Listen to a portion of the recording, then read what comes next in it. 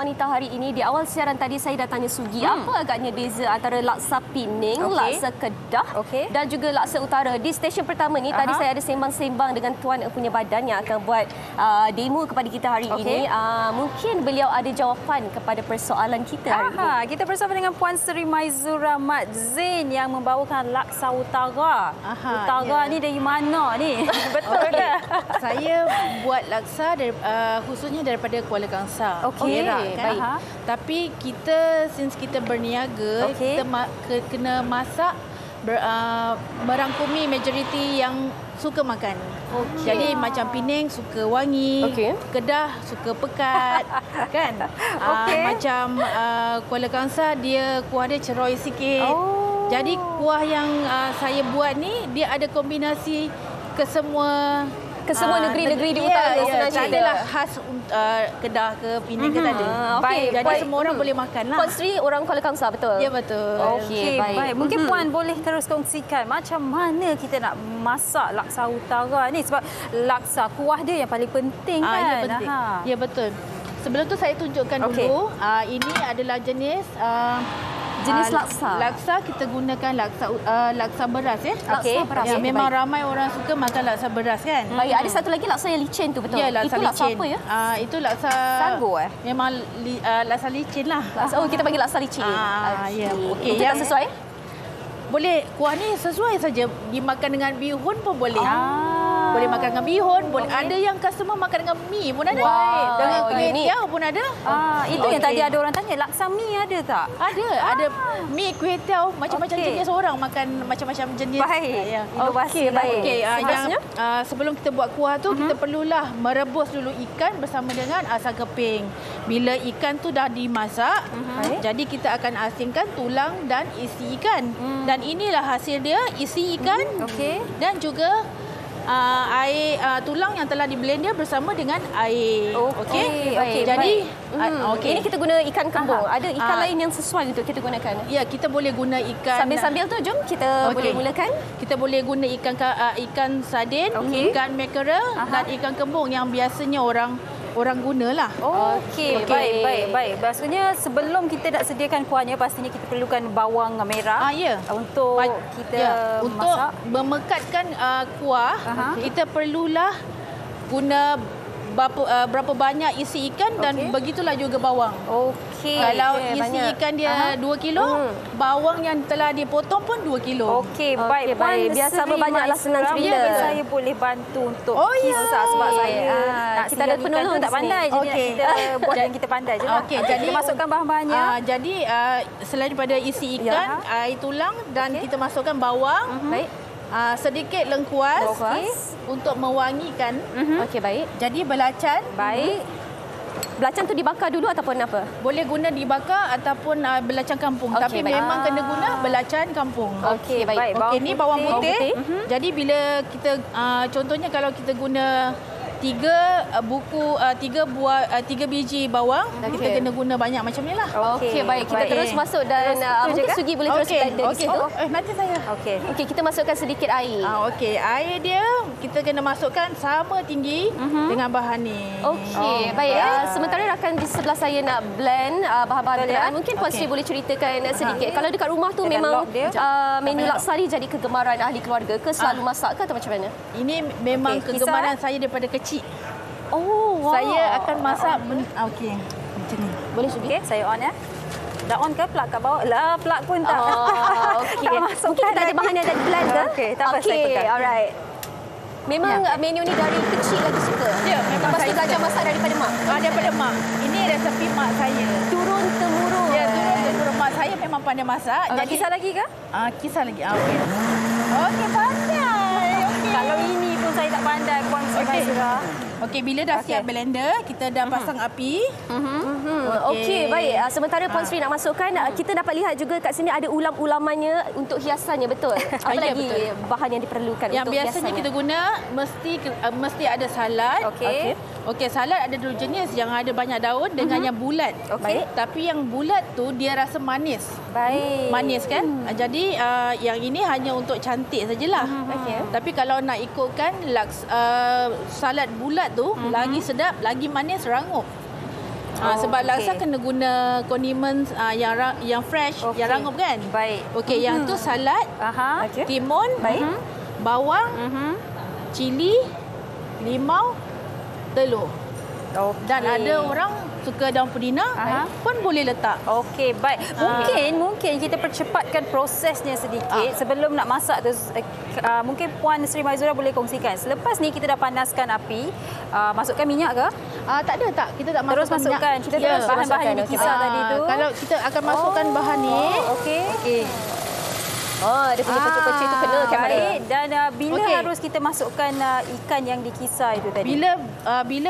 Bila bahan yang dah blender ni pekat dan kering, baru kita masukkan air ikan. Okey, baik. Okey, baik. Mungkin Puan Sri boleh kongsikan juga kepada kami ke mana agaknya penonton boleh lihat apa lagi resepi-resepi ataupun apa lagi menu-menu yang ada social medianya mungkin ya.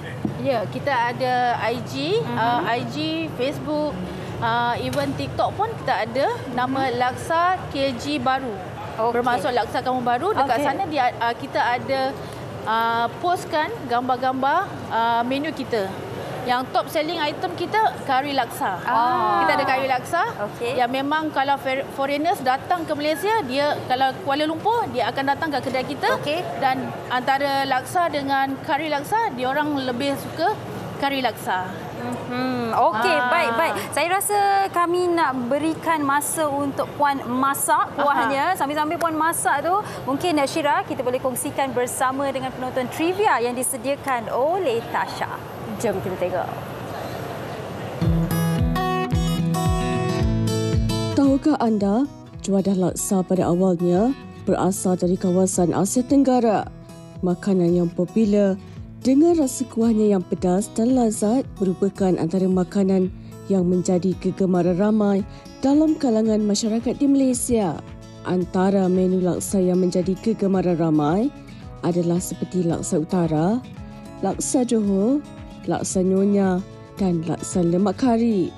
Tahukah anda, setiap jenis hidangan laksa yang dimasak juga berbeza mengikut cita rasa dan jenis masakan mengikut negeri. Seperti negeri Johor, menu laksanya menggunakan mi spaghetti dan kuahnya juga sedikit kering berbanding laksa yang lain. Laksa Johor biasanya dimakan menggunakan tangan. Kebanyakan kuah laksa biasanya menggunakan ikan sebagai bahan utama, namun hanya laksa Sarawak sahaja yang menggunakan air rebusan udang dan ayam sekaligus menjadikan ianya lebih pekat. Namun kini, ramai yang telah mengubah suai resepi mengikut cita rasa mereka sendiri.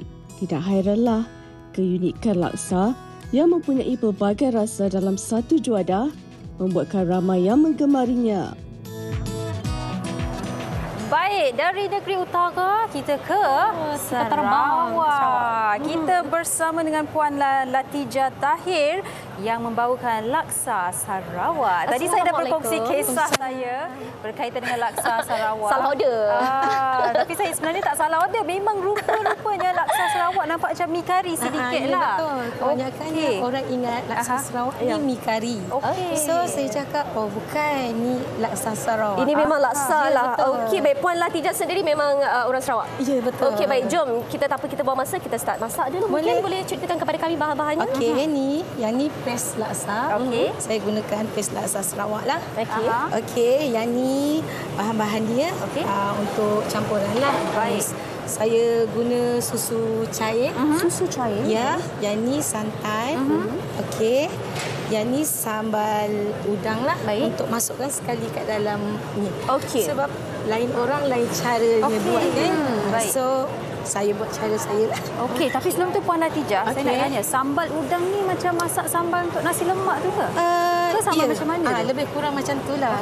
Sebab bila kita buat sambal macam ni, dia macam ada aroma lah sikit ya kan.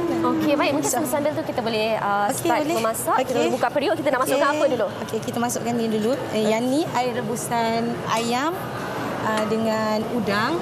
So kita guna air rebusan ayam dengan udang. Kenapa kena guna air rebusan tu? Sebab nak bagi dia rasa macam sedap lah. Kalau kita campur air biasa je kan dia macam rasa kurang lah. Okey, baik. Okey, silakan. Okey, kita masukkan ni dulu. Okey. Apakah bahan-bahan di dalamnya? Okey, bahan-bahan dia bawang putih, bawang merah, serai, lengkuas, lagi macam-macam lah dicampurkan kat dalam ni. Okey, baik. Okey, terus masukkan ya. Teruskan. Berapa lama agaknya tempoh penyediaan untuk laksa Sarawak ni? Sambil-sambil kita boleh masukkan. Penyediaan dia tak lama sangatlah. Kalau kita dah buat macam ni, memang tak lama lah. Okey, kita masukkan. Paste ni boleh tahan lama ke? Ya, boleh di-frozen ya, kan? boleh. Oh, berapa lama boleh tahan tu? Dia memang boleh tahan lama lah.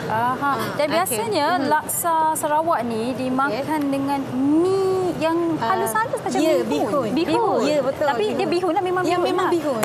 Okey. Akan mi yang rupanya seperti bihun tetapi bukan bihun. Memang bihun. Okey, baik. Okey. Dan Syira, mungkin Syira nak bacakan komen-komen. Saya boleh bacakan. Kita mulakan dengan kita punya penonton setia dulu daripada Puan Halijah Hanif. Katanya Syira dan juga Sugi, salam ceria. Hello Puan Halijah. Laksa Johor dan juga laksa utara paling laksa Penang wajib ada nenas. Dulu belajar di Johor, tiap minggu makan. Ni tinggal dekat utara, asam laksa lah, laksa ikan sekak di Alustar katanya. Wow, okey. Lagi satu komen daripada Amin Nuruddin. Selamat tengah hari, saya suka laksa Pahang. Kuah oren sebab dari Pahang memang suka sangat. Pahang pun ada laksa. Selain tu suka juga laksa Penang. Okey, saya tengah cari komen yang menyukai laksa Johor. Setakat ni saya belum jumpa lagi. Okey, tapi boleh tak saya nak bacakan satu lagi daripada Puan Siti Kalsum. Katanya zaman sekolah makan laksa dalam plastik guna straw. Kenangan semua itu. Makan dalam plastik guna straw. Ikat tepi ke ikat mati tu? Itu kena tanya. Kalau guna straw ikat tepi lah kot. Dia minum-minum kan. Okey, baik. Puan, berapa lama biasanya nak tunggu sebelum kita boleh masukkan bahan-bahan yang lain? Dalam masa 2 minit. Dah boleh lah sekarang. Okey, baik. Saya masukkan ni. Santan ke tu? Okey, sambil-sambil itu mungkin Puan boleh kongsikan jugalah memori makan laksa di Sarawak ataupun masak bersama keluarga ataupun apa-apa memori berkaitan dengan laksa Sarawak ni. So far, setakat ni tak ada memori. Tak ada memori. Alamak. Kecil-kecil dulu memang tak suka makan laksa tu. Tak. Dah. Bila dah dewasa ni baru kita kena ada laksa apa semua kan. Jadi resepi ni dari mana? Belajar sendiri ke? Belajar sendiri. Memang minat untuk belajar laksa Sarawak? Memang minatlah masak apa semua kan. Okey, baik. Syira, ini dia laksa Sarawak yang dah siap dah. Okey, kalau kita dapat lihat dekat dalam ni Sugi, kalau laksa-laksa lain semuanya ada ikan kan, berasaskan ikan. Ini kita dapat lihat ada ayam cari. Dapat ini apa, telur ke? Telur. Kita dapat lihat ada telur, kita dapat lihat ada udang juga di situ. Okey. Di mana kamera? Alright, di sini. Wah, ini dia laksa Sarawak. Kalau okey. Baik, kalau anda nak rasa, kita kena tanya Puan Latijah laman IG-nya. Laman IG saya Dirasa Kenyala. Okey. Facebook saya Lydia Ijatijah. Saya banyak berniaga barang-barang macam ni. Okey. Ini apa sebenarnya? Yang ni tapai Sarawak. Betul lah, tapai Sarawak. Betul, tapai Sarawak. Apa lagi yang ada di kedai selain daripada laksa Sarawak? Yang ni je. Kadang-kadang ada yang buat catering tempah makanan Sarawak. So kat sini banyak orang Sarawak. So saya prepare macam buat Sarawak punya makanan lah. Okey, baik. Kita nak tunggu kuah tu masak, Syira. Mungkin mengambil masa sedikit. Tapi sebelum itu mungkin kita nak kongsikan bersama dengan anda TikTok yang disediakan oleh Tasha juga. Jom kita tengok.